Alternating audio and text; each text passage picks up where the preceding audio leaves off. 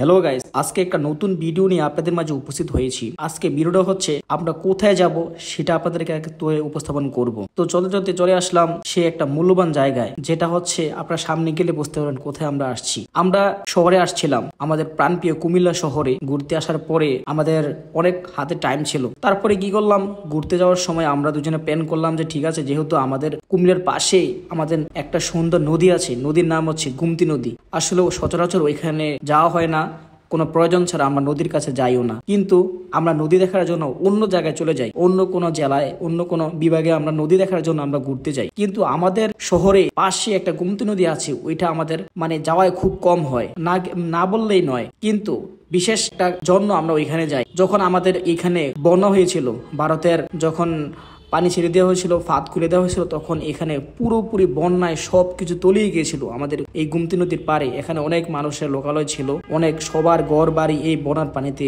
ধুলোই মিশিয়ে নিয়ে চলে গেছিল। কিন্তু যখন পানি থাকে না, ওই সময় ওই প্লেসটা খুব সুন্দর লাগে। তখন মানুষ ওইখানে ঘুরতে আসে, ভ্রমণ করতে আসে, পিকনিক করার জন্য ওইখানে আসে। ওইখানে জায়গাটা খুব জোস। আপনি যখন নদীর পাশে বসে বসে কোনো কিছু খাবেন বা কোনো কিছু ঘুরতে আসবেন, তখন আপনার মনমানসিকতা সম্পূর্ণ চেঞ্জ হয়ে যাবে। আমরাও যেমন কথা তেমন কাজ চলে আসলাম একটু ঘোরার জন্য। প্লেসটাও খুব সুন্দর। আমরা এসেই দেখি অনেক মানুষের লোকালয়, অনেক মানুষ ওইখানে ঘোরাঘুরি করতেছে। আবার আমরা চলে আসলাম রমজান মাসে ইফতারির টাইমে, দেখলাম অনেক মানুষ ওইখানে ইফতারের জন্য পিকনিক আয়োজন করছে।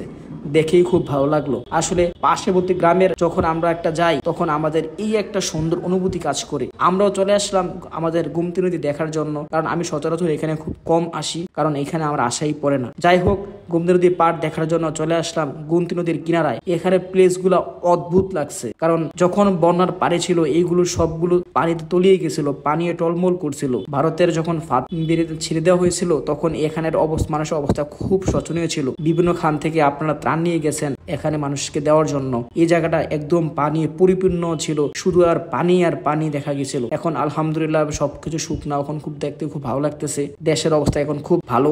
এখন আমরাও এগুলো সবকিছু ঘুরে আমাদের কাছেও ভালো লাগলো। আমরা সচরাচর সবকিছু দেখলাম। এখন পানি খুব নিচে চলে গেছে, আমরাও একটু সবগুলো পানির কাছে জায়গায় দেখতে পেলাম এবং ঘুরে ঘুরেও মজা পেলাম। আসলে কথা হচ্ছে কি গাইস, আমরা যে জিনিসের জন্য এখানে আসছিলাম সেটা হচ্ছে যে আমরা নদীর পানি দেখার জন্য আসছিলাম। আগে আসার কথা ছিল, ওই সময় খুব পানি ছিল, যার কারণে আমরা সম্পূর্ণভাবে দেখতে পারি নাই। আর ওইখানে প্লেসটাও খুব সুন্দর, আপনারা আসলে অবশ্যই দেখবেন। আর ওইখানে একটা অদ্ভুত কাহিনী কি, এক লোক পানিতে বসে কি যেন করছিল, দেখে আমাদের কাছে খুব একটা অদ্ভুত প্রাণীর মতন লাগছে। ওনাকে জিজ্ঞাসা করলাম যে আপনি এখানে কি করতেছেন। উনি বলতেছে, উনি কথাও বলতে পারে না, কিছুই করতে পারে না, উনি শুধু আমাদের দেখে তাকে শুধু হাসছে। একটু পর দেখলাম এত আমাদের গরম লাগতেছে, এত গরম দিয়ে উনি আগুন পোয়াচ্ছে। জিনিসটা খুব ইন্টারেস্টিং ব্যাপার লাগলো। তো আজকে ভিডিও এতটুকু। সবাই ভালো থাকবেন, সুস্থ থাকবেন। আল্লাহ হাফেজ।